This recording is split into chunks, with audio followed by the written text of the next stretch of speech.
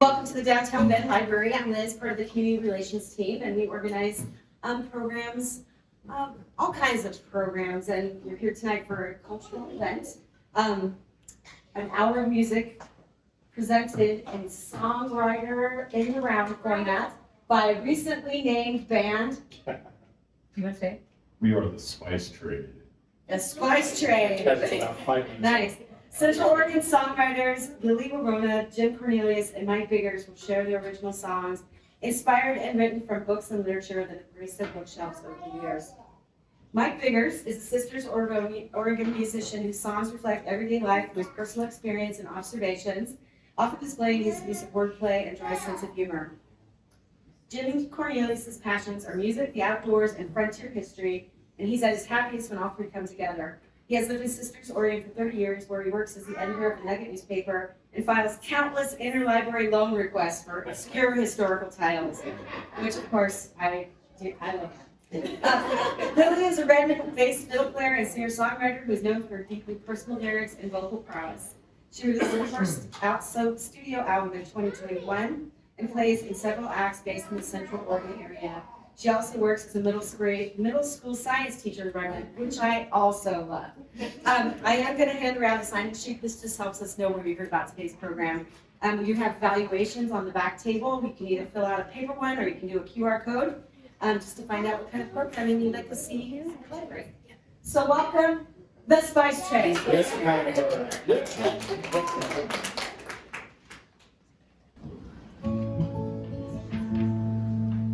So any Outlander readers or viewers in the audience, sir? You can be proud. Yes.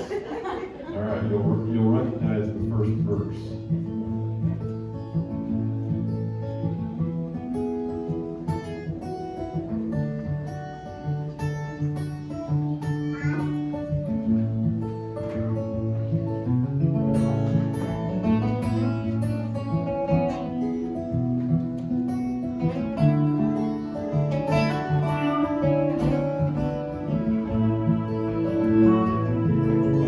Once there was a woman who fell through stone, wander in a wild land, lost and all alone. A tale of love, pain, and loss echoes across time. Ain't it funny how it sounds so good when someone makes it right? Now it's just a story. Now it's just a song. Trouble looks like romance when the years have come and gone. Look back on the hard times and we laugh and carry on. Now it's just a story. Now it's just a song.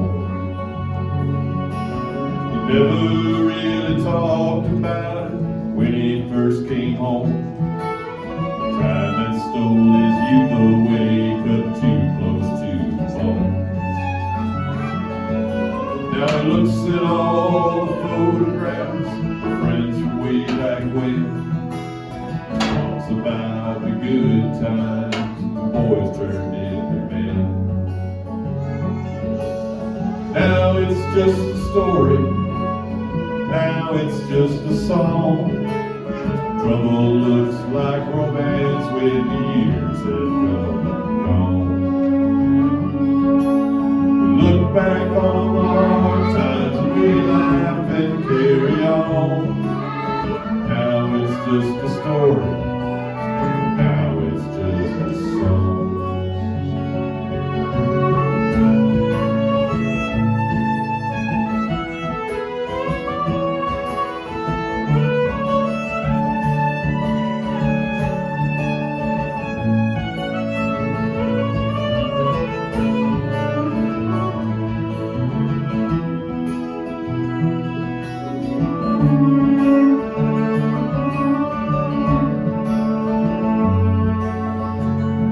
Broken bones and runaway horses, broken hearts and wasted time. Aging like good whiskey, although it tastes so fine. Now it's just a story. Now it's just a song.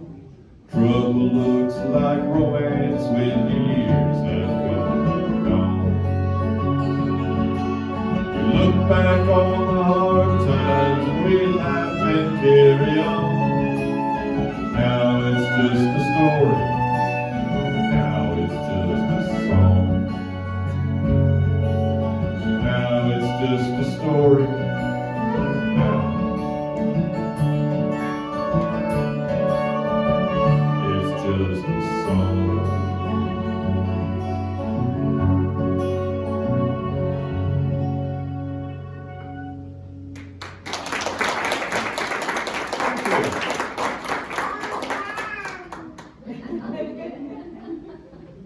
What was that? They're our new fans. Said more cowbell. More Of course. So part of this program this evening is that we thought we'd share some of the stories behind the songs we've written and what they have to do with the novels that we've read. And I am a big Greek mythology nerd. I don't know if anyone else in here. Raise your hand. Okay, proud. So the Odyssey is, if you've read it before, you were probably tortured with it in middle school social studies. And it's all about this guy, Odysseus, who goes out to sea and goes on these grand adventures and defeats all odds. And there is a scene in the Odyssey where he comes up against the sirens, who are these women who try to seduce him into coming to their cliff, where they will kill him and turn him into a bird's nest. And he escapes. He does not get turned into a bird's nest. And I always thought that was crap, and that the women should be able to win at some point. So I decided to write this song about what would have happened if the sirens won, and their joyful building of their nest of bones. So this song is called Maritime Siren.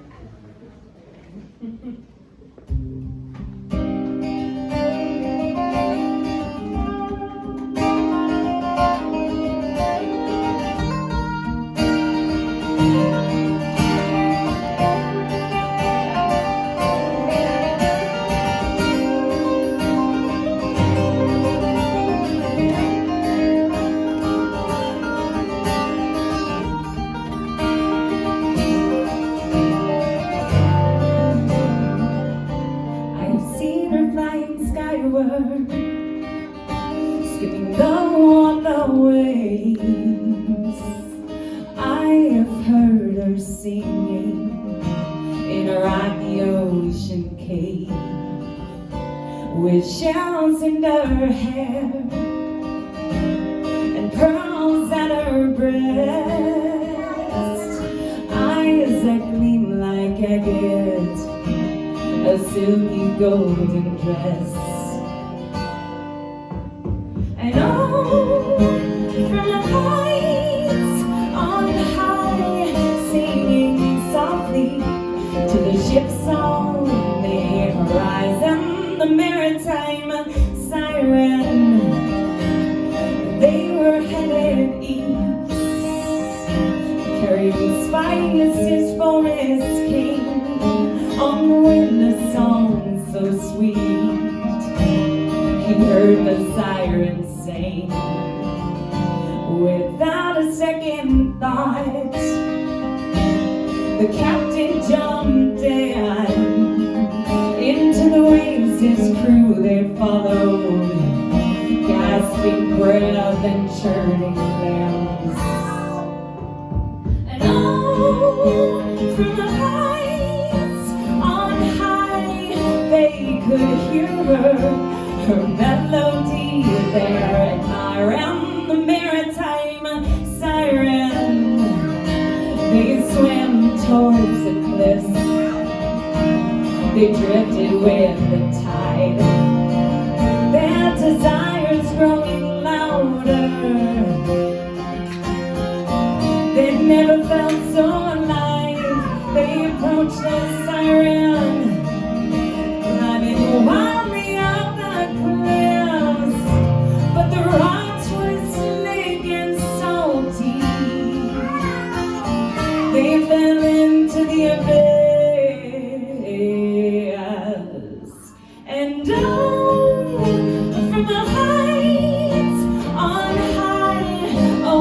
ocean hunches, her fever pitches rise, and the maritime siren.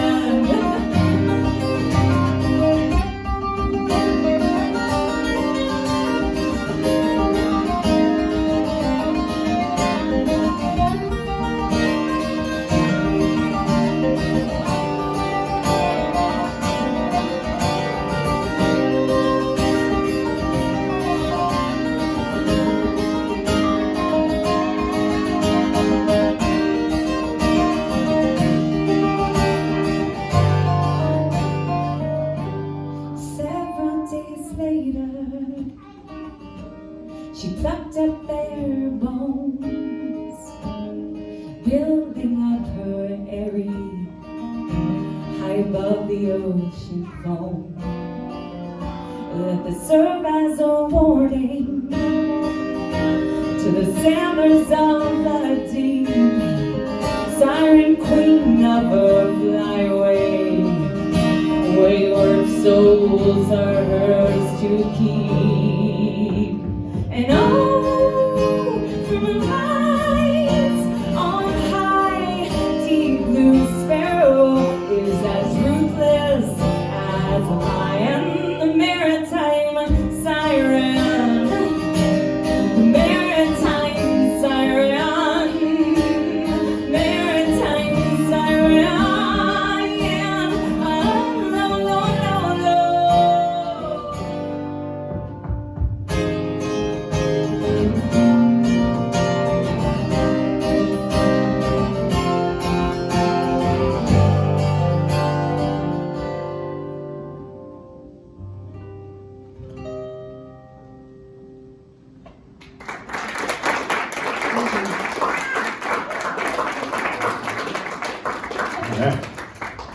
I like that song. You know, when we were kind of deciding what we were going to do, we really didn't think about the fact that we were going to have like a maritime theme, and it's really not, except for this song, which is a tune that I wrote a number of years ago. I took a trip to the Outer Banks, North Carolina. Anybody been there or know it? Yeah. And back then, you went to Nag's Head, Kitty Hawk, and then all the way down to Hatteras, there's nothing. I mean, now there's golf courses and hotels, and there's absolutely nothing down there. But the maritime history to me was just fascinating, and I found this book, and that's why I say the theme of today, books from our shelves, you know. So I was reading this book called Graveyard of the Atlantic, and it's shipwrecks on the North Carolina coast, and it just talks about a number of them. There's thousands of them from 1600s, 1500s, as far back as they would document them or knew of them. The Coast Guard was actually kind of born from these shipwrecks. It was called the life-saving units, and they were just stationed up and down the coast because these boats would, instead of going like from Cuba and the West Indies and all those Caribbean things, instead of going straight to Spain and England, where it would be the quickest line, where it would be a straight line, they would ride the Gulf Stream and go right up along the coast of Carolina, South Carolina, Virginia, and then right around New York and Massachusetts, and they would go east from there. The problem was they were close to shore, and they'd hang up in the rocks and the bars and the sand dunes. And the sand dunes, you couldn't map because they were changing all the time. So anyway, this book just fascinated me. People didn't swim back there. So, you know, you could be 50 yards offshore and fall in the water and not make it, you know. And the other thing that kind of fascinates me is today, you know, people could be teeing off on the, 10th green and 50 yards away where people hanging and rigging, 200 years ago when the storms were just, they were fighting for their lives. So anyway, the history of it just fascinated me, so I wrote a tune kind of about it. When I play with Jim, he has something he adds to it. When I play with Lilli, she had something, so I thought, well, great, you guys can both add something to it. So I just simply call it Hatteras.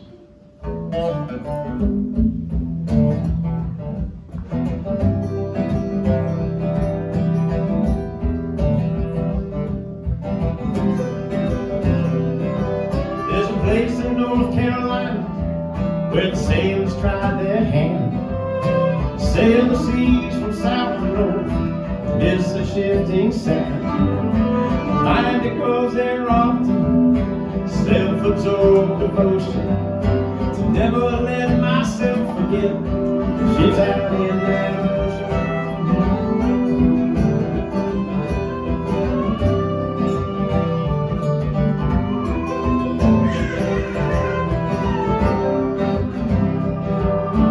Loaded down cargo, both ships are sailing steam. We're cutting out their time to route around that won't go straight.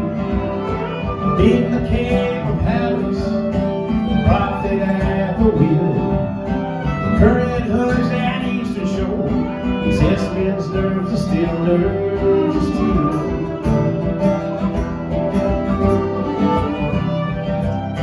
Although the seas are calm and night times they can be awesome, take the best ships ever made, the furthest that's awesome. On the rocks and bars where they will soon begin to shatter. All the hopes and dreams and livelihoods of those who sail by the reef.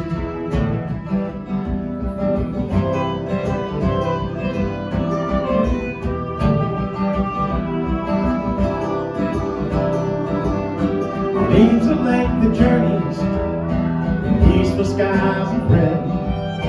The captain may not feel the word, still what might lay ahead.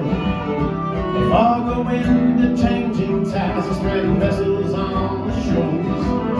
And winter waves or hurricanes within exact their toes. Although the seas are calm and night times they can be awesome, take the best ships ever made, the furthest that's awesome. On the rocks and bars where they will soon begin to shatter. All the hopes and dreams and livelihoods of those who sail by us.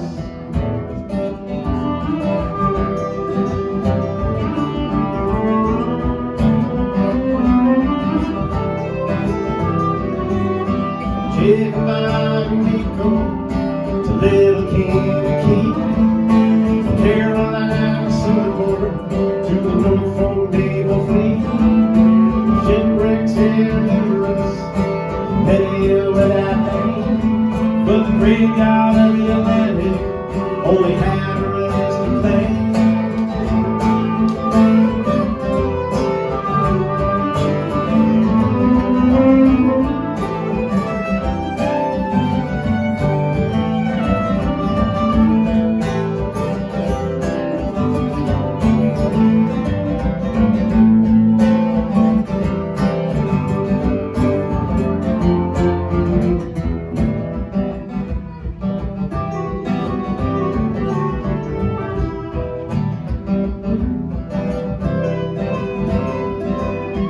Now there's hotels, restaurants, tourists by the score.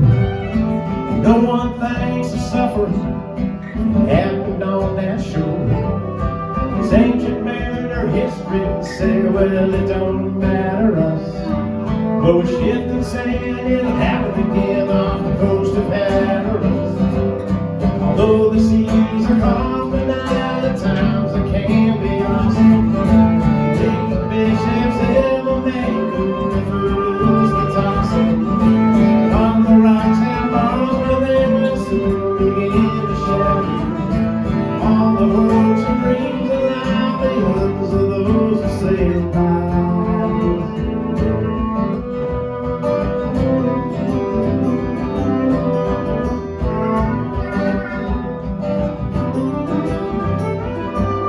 My mind that goes there often, self-absorbed devotion, to never let myself forget the shit's out in that ocean.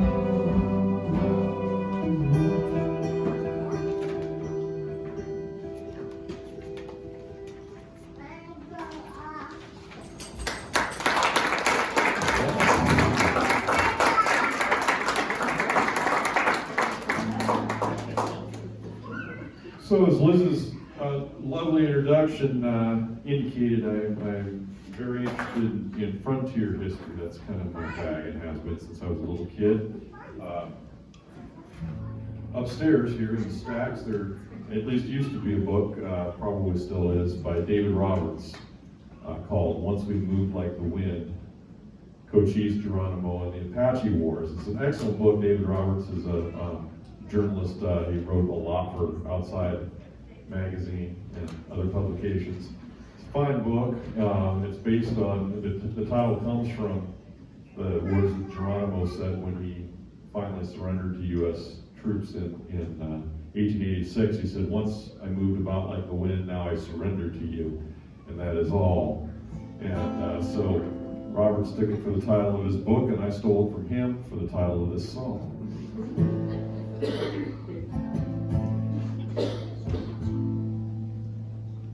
The Chiricahua Apache were moved to Florida and then to Alabama and then ended up in Fort Sill, Oklahoma. So that's why this song starts in Oklahoma.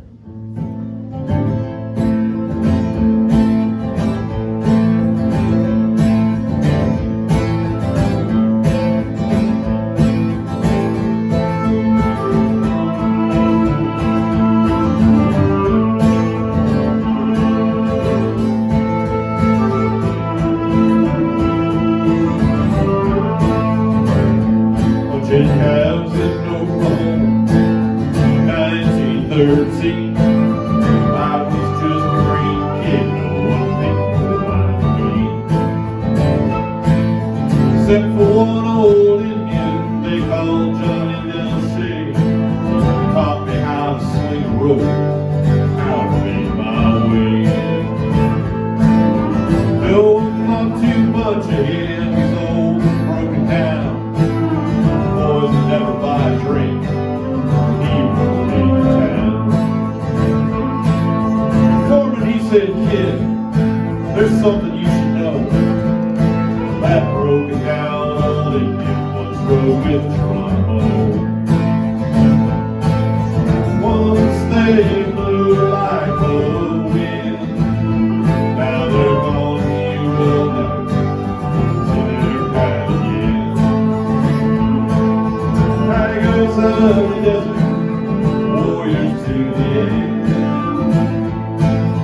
Once they move like the wind, once they move like the wind."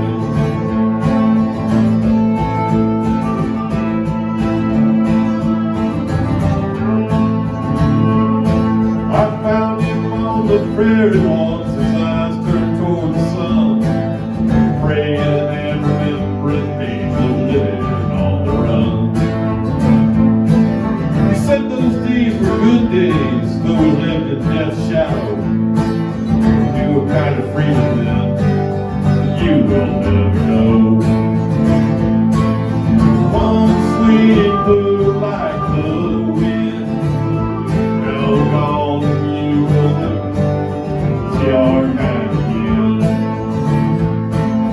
Tigers of the desert, warriors to the end. Once we move like the wind, once we move like the wind.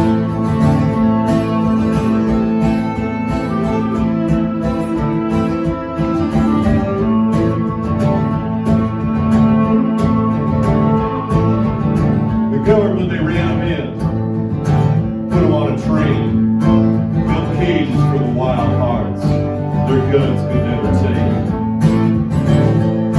Johnny took to working cattle, he tried to walk the white man's way, and Apache in the setting sun left him born to die in a day.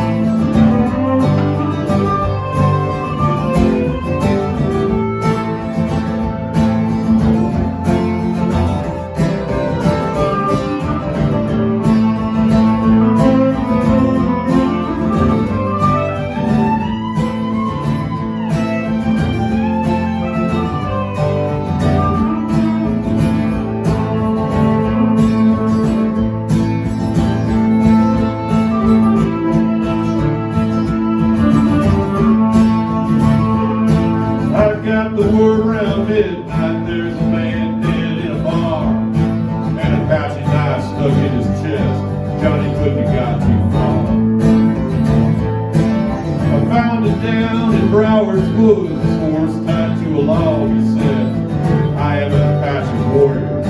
I ain't no white man's dog. Now, boy, you've been a friend to me, so tell them what I say. Then he raised a pistol to his head, blew himself away, singing once with the like the wind.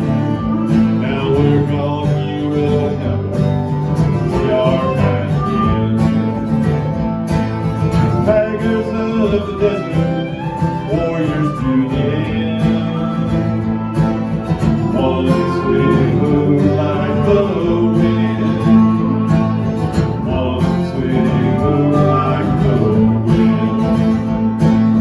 Once we move like the wind. Once we move like the wind.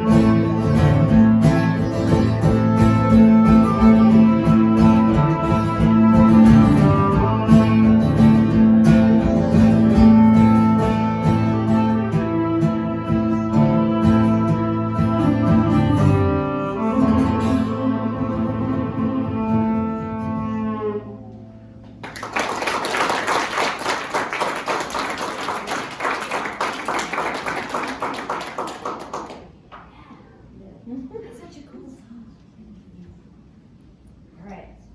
I got a long story for you. I'm going to try to keep it short. 'Cause I've been known to How talk are you too gonna keep much. it short if it's long? Well, I'm going to try to not do as long as it could be. She's got a short story she's gonna Short, drag out. okay, you ready? Here we go.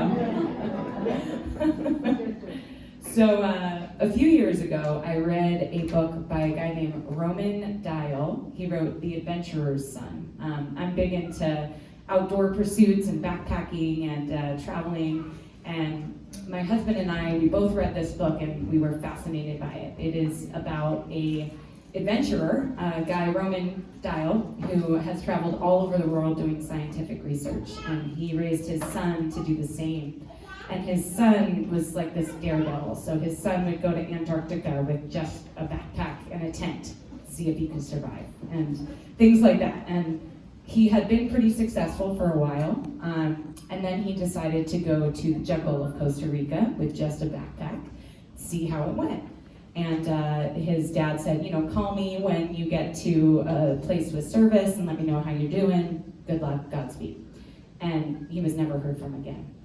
And so this book is all about the search for his son, and there were suspects in the case because this kid was so skilled at being outdoors that they thought there's no way he could have just died in the forest from a snake bite or a jaguar bite or something like that. It must have been foul play.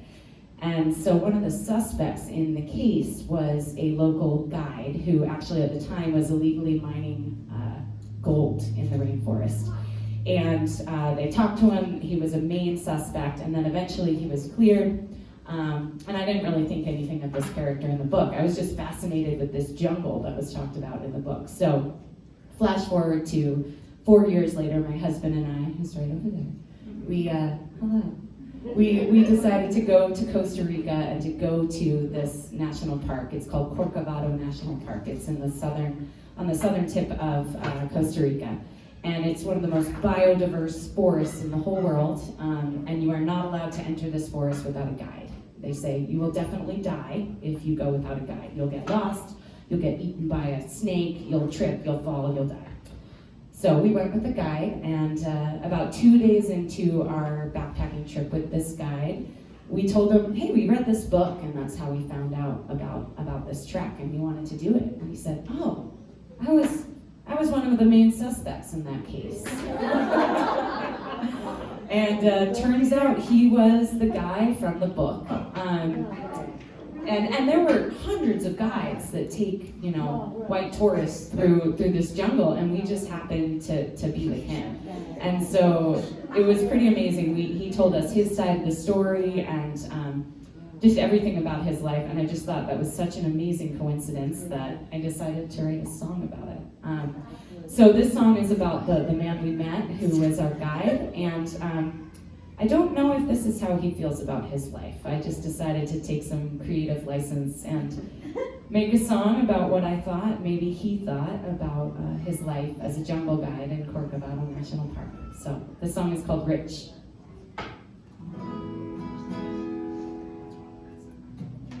No, wrong one. Too many instruments.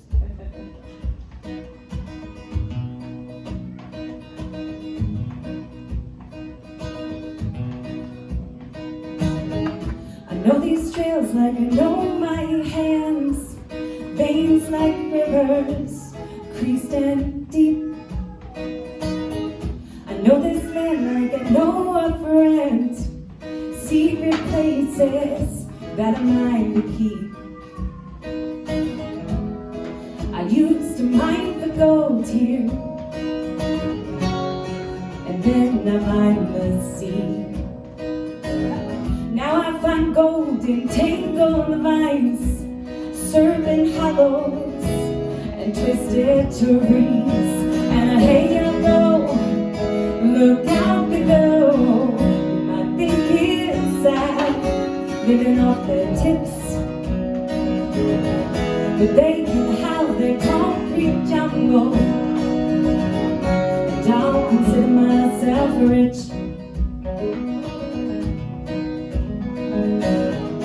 You might think me a selfish man, taken from this jungle to make ends meet. I think myself a humble servant, never taking more than I plan to keep. And some of the travelers, they are righteous, they speak of climate, of wells run dry. They say leave only footprints. Some people's footprints are contrails in the sky. And hey, I know, look out below. You might think it's sad, living off their tips, but they can have their concrete jungle. And I'll consider myself rich. Oh, will my daughters follow in my footsteps? Or will they leave me for the city? Will they see their father as a simple man, deserving little more than pity? And hey, you know, look out below. I think it's sad they've been off there.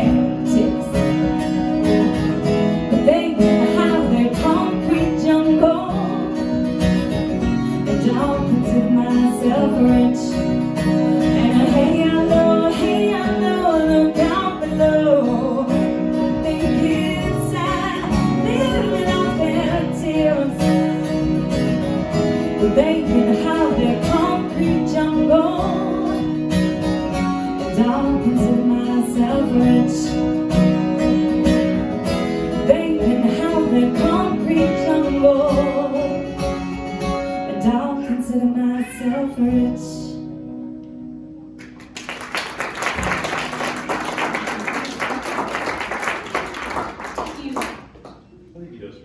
I think he feels rich.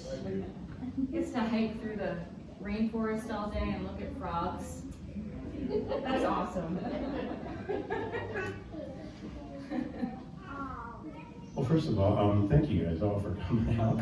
This has been a blast for the three of us. We played over in Sisters over the weekend and did the same thing, and it's fun for us to do. And thank you to Liz for hosting all of these things, all of the music programs that she does in this one. And so when we talked about it, we thought, well, maybe we can tie it into a library deal and the books that we've read, so songs from the shelf. So, I have a couple in here. This next song actually comes from both of these books. 1776, I don't know if anybody's had a chance to read that or not, kind of the birth of our nation and whatnot. And I was amazed, I'm always amazed when I read how these folks write. You know, it's just, the language they use is so flowery, so colorful. And so as I'm reading this book, I read a quote and I think about it and I think, wow, that's interesting how they worded that, and had to think about what they meant when they said it. Their penmanship was awesome, you know, and we text anymore and email, so I think penmanship's going away, but anyway, so I put a piece of paper down, a pad of paper down every time I read this book, and every time I read a quote that I kind of liked, I'd write it down. I didn't plan on putting them in a song. I would just write it down because it was interesting to me. So I wrote the song, I see this quote and I write it down. And there was one quote that a guy named Thomas Paine, a political activist, wrote, and he was talking about the fact that they were, I don't remember exactly the quote, but something about we're caught up in a moral forest, you know. I thought, well, that's interesting. I wrote it down and thought about it. And then a little bit later, I read a quote where he said, we're entering a wilderness of uncertainty. And I thought, well, that's interesting. You know, again, I wasn't planning on writing a song about it. I was just writing it down. And then I was actually, I didn't say this, I didn't tell you guys, but I was reading, one of the songwriters I listen to quite often, a guy named Russell Smith. He wrote a song about a guardian angel. See you later. Bye, see you. Yeah. He wrote a song about a guardian angel that he's a trucker driving over a snowy mountain, and he picks up this old woman at the top of the hill, and she's this guardian angel. And then in the chorus, he says, "These are the times that try people's souls." And I thought, oh, whatever. And then I read this book, and all of a sudden I read this book, and Thomas Paine said, "These are the times that try men's souls." And I thought, oh man, Russell Smith's reading this book too, you know. So I thought, oh, I'm going to put it with mine. So then that's this book, and then this one I get out every now and then, and I just read it because it just fascinates me. It's called "Why Do We Say It?" And the phrases that we use all the time. In the groove, in the swim, Indian giver. Yeah, I don't know. So all these different phrases and things, but it talks about where they came from. We use them all the time, right? We'll say phrases, but we really don't know all the time why we're saying them. So there was a phrase in there that had to do with the die is cast, and it had nothing to do with you know, die as a color. It had to do with the dice, and once you roll the dice, you can't roll it again. So once the die is cast, that's it. So I got the song has nothing to do with these books. I just took lines out of it, took the title from this book, and it was a song that I wrote. I don't know what I was thinking at the time. I was whiny or something. I'm not sure. I was feeling it nonetheless. So anyway, I thought, you know, the die is cast. Once you might be able to change a little bit, but even how you change is going to be who you are, you know. And again, people can change. We all know folks that have, but it kind of, even if we change, it's kind of there. The die is cast. So here we go. Ready?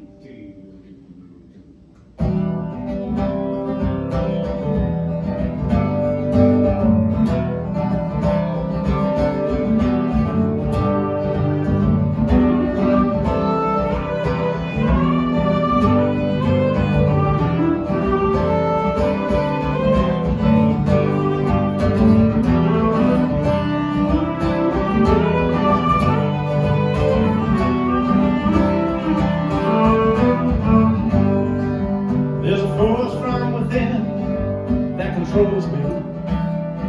It's not sinister, wicked or cruel, and it's been with me for as long as I remember,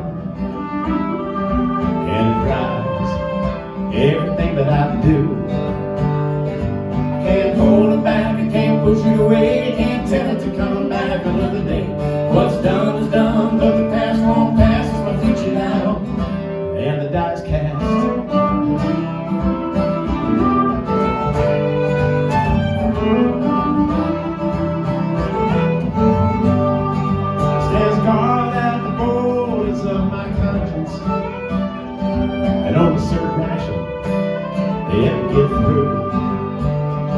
Well, there's a nature, a nurture, it really doesn't matter. I couldn't change it if I knew what to do. I can't hold it back, I can't push it away, can't tell it to come back another day. What's done is done, but the past won't pass, it's my future now, and the die's cast.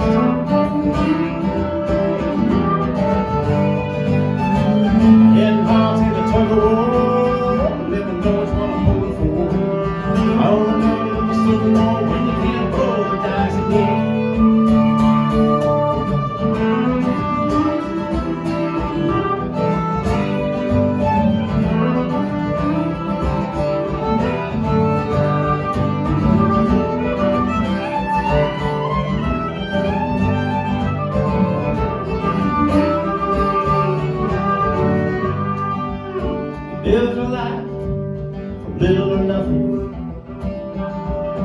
block has responsibility.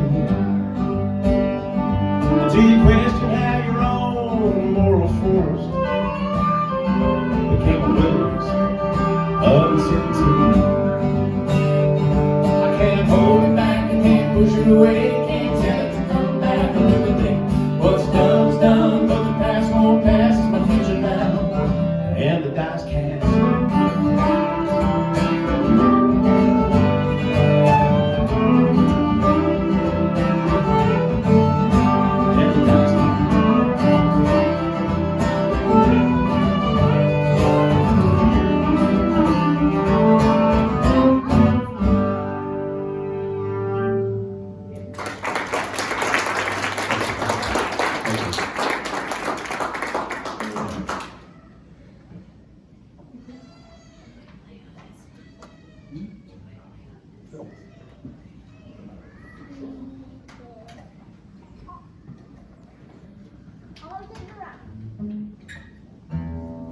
So, it's a dangerous business hanging out with songwriters because whatever troubles and traumas occur in your life, they're going to turn it into grist for a song.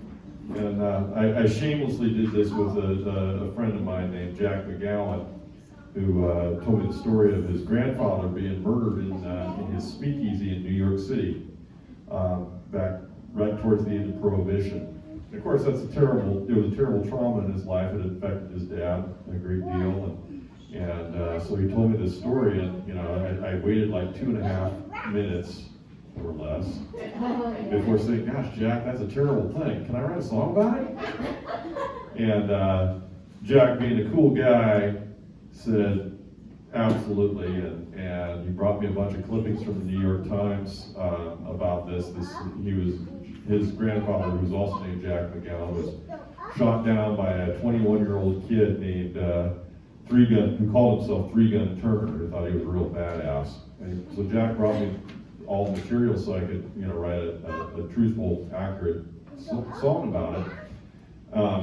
After I'd written the song, I was going through the stacks upstairs. We detect a pattern going on here, and ran across a book called New York Noir, which is a collection of black and white crime scene photos from New York City in the 20s, 30s, and 40s and 50s, when they used black and white film, obviously.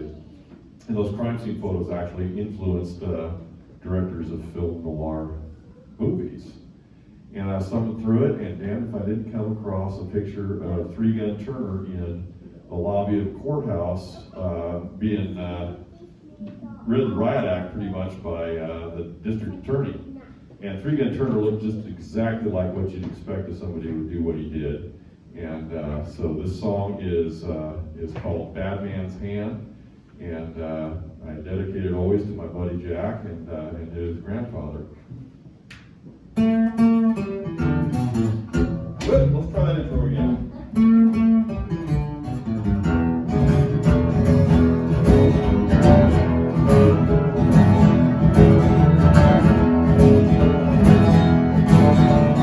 New York City, a prohibition year.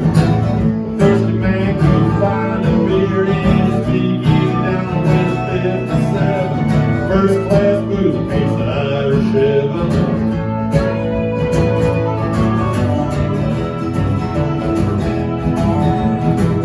Jack McGowan, he was working late, counting up the New Year's take. A pumpkin Three Gun Turner walks through the doors, putting cash on the bar, getting down on the floor.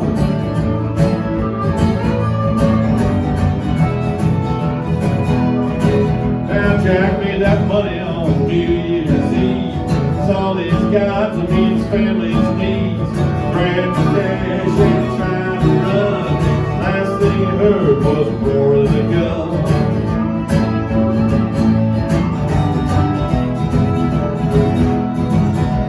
Three Gun Turner, what have you done? You're a killer now at 21. Fire your fist just to hear the sound, and you know you shot a good man.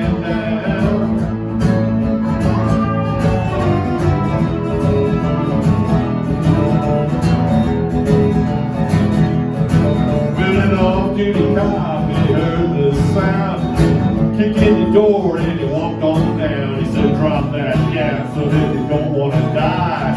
Three-gun Turner shot his way outside.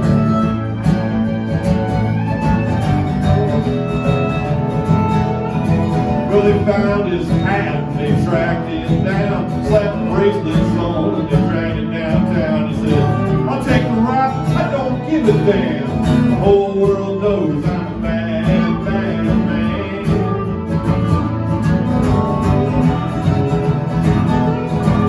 Yeah, Three-Gun Turner, what have you done? You're a killer now at 21. You find your business and you hear the sound, and you know you shot a good man down.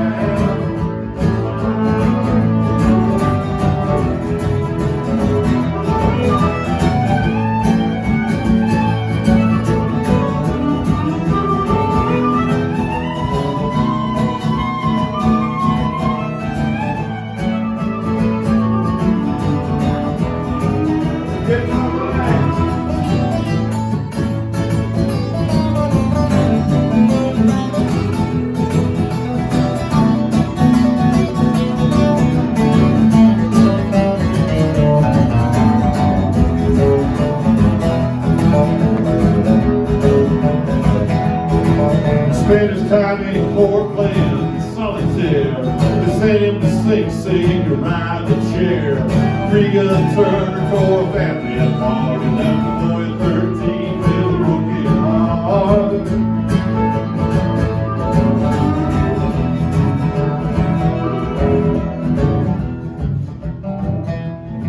That ain't the end of the story by a long, long way. Justice always seems to have her day. 2 generations have passed down the line. Now Jack McGowan's grandson is a friend of mine.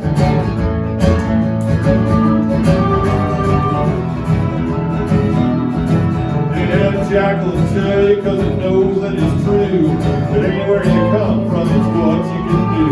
That boy at 13 had to grow up fast, but his legacy is one little lad.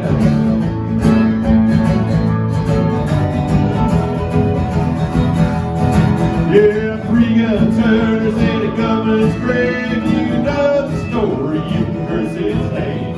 Raise a glass to Jack, my friend. A good man died in a bad man's hands. 2, 3, 4.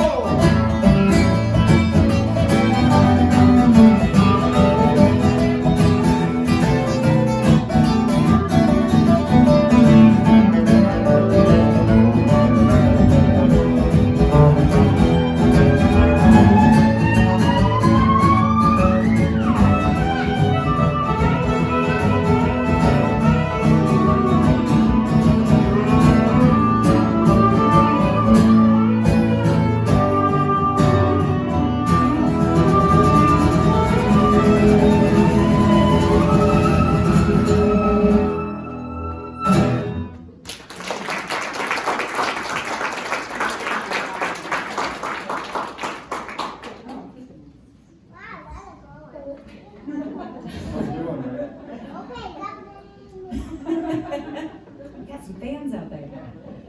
So we're going to do one more Greek mythology song, because that's my jam. But this is actually kind of funny, because this song, people will ask me what it's about, and it's pretty nonsensical. Before I became an outright songwriter, due to the influence of these two, who have helped me a lot in my songwriting, I played in a rock band in town, in Bend, called the Broken Down Guitars. And we just wrote a lot of nonsensical songs. We would just go for a feeling, and people would ask us what the songs were about, and we'd be like, "You wouldn't understand." We were like 24, we were really cool. So I think I was going for a witchy vibe here. We'll just say it's about witches, and Medusa is the name of the song, which happens to be a character in Greek mythology. So it's my roundabout way of explaining what this is about.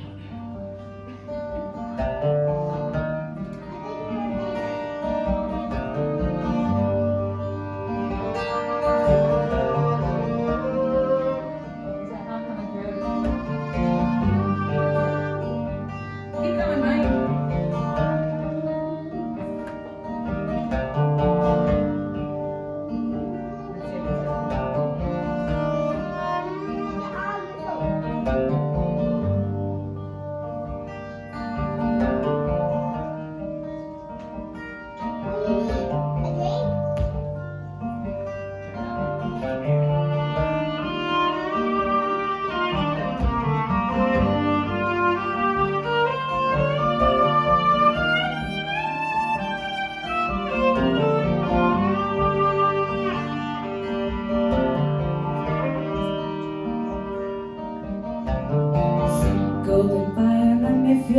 in my bones, yeah. Head down here low, afraid to let it go, yeah. My hands are bound with ticker tape.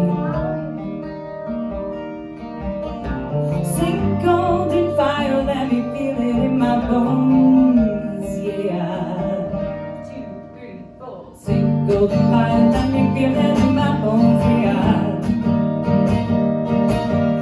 Gaze on the flames, the embers in my soul, yeah.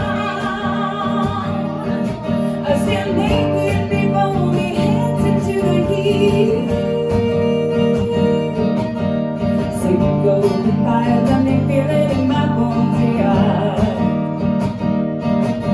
Tierra, mi cuerpo, agua, mi sangre. Aire, mi aliento, fuego, espíritu. Tierra, mi cuerpo, agua, mi sangre.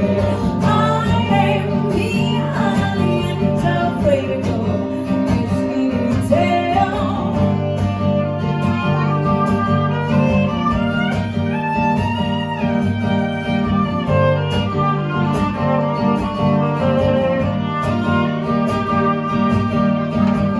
Golden fire, let me feel it in my bones, yeah.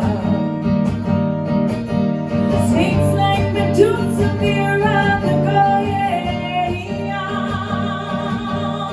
Shake it out, shake it out, shake it out, spit it up.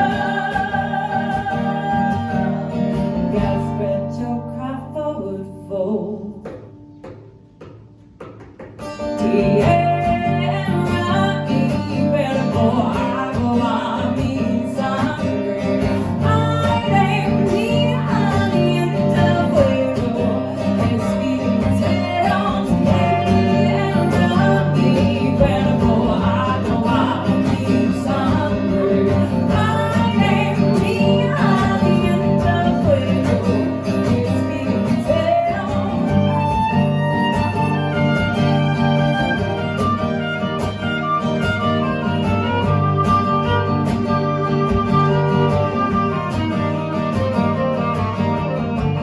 Sundown, sundown, together and alone. Love for my body, I'm tethered to your soul.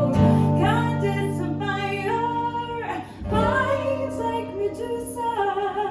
Sink golden water, let me feel it in my bones, yeah. Tierra, mi cuerpo, agua, mi sangre. Aire, mi aliento, fuego, espíritu.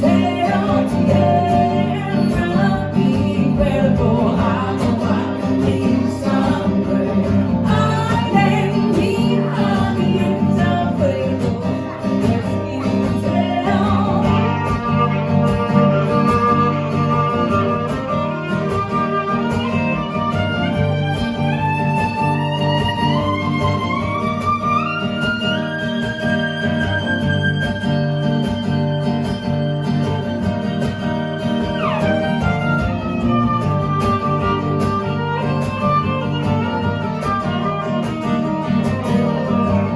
Sundown, sundown.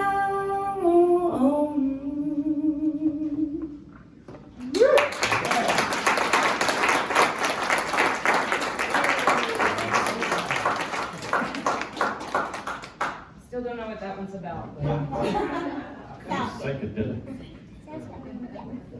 So Jim was talking about, Jack McGowan talking about his grandfather, and you gotta be careful about what you talk to a guy that writes songs about. And when I was living in San Diego, I was out working in the yard, and this coworker, slant acquaintance of mine, came up the driveway, and he was chatting to someone. He told me he was going through a divorce, and I knew him and his wife, and I'd seen him around. It didn't surprise me at all, when he told me. But he started kind of confiding in me and telling me things like, yeah, man, and he says, Michelle's just, he says, she's like a tiger, man. She's already got a lawyer and all. She told me I better get myself a lawyer, and I'm thinking, oh man. Then he started talking about the dating scene. I gotta go into the dating scene. I don't know anything about the dating scene. It's been so long. I don't know, man. There's all kinds of stuff. He says, it's like a jungle out there. And all of a sudden my head's like, she's like a tiger. It's a jungle. My wheels are turning up. Man, there's a song coming up. He's a cheater. And so anyway, I was listening to him for a while, and he kept talking. At one point he told me that he was a player, by the way. He was out, I saw him all the time trying to hit on women. And I don't know if it ever worked or not, but it wasn't for him lack of trying. But when he finally told me that his wife had a boyfriend, I thought, okay. So anyway, I had this idea for a song. I was kind of thinking about it, and I went to my little trusty book, but I wasn't looking for a title. I was just reading about things, and I came across the term lion's share. And many of us have used that term, but and we know that it's, that you get most of it, or something like that. So I was reading about the lion's share. The illusion is to one of Aesop's fables, in which the lion's share is all. In this fable, the lion went hunting with the fox and the ass. As they were about to divide the game, the lion spoke up and demanded 1/3 as the share agreed upon, and 1/3 by the virtue of his sovereignty. And as for the remaining portion, he said, I defy anyone to take it from me. So the lion is everything. So he kept talking about, oh man, she's gonna get my retirement and my car and my everything. We didn't have cell phones back then, so I was able to go. I think my phone was ringing, man. I got to go. I started writing the lion's share. So this is a song called The Lion's Share I took out of that book, and I just tried to jam a bunch of jungle creatures in it. That's all. They're gonna help me out somewhere along the line here. It's called Lion's Share. Here we go.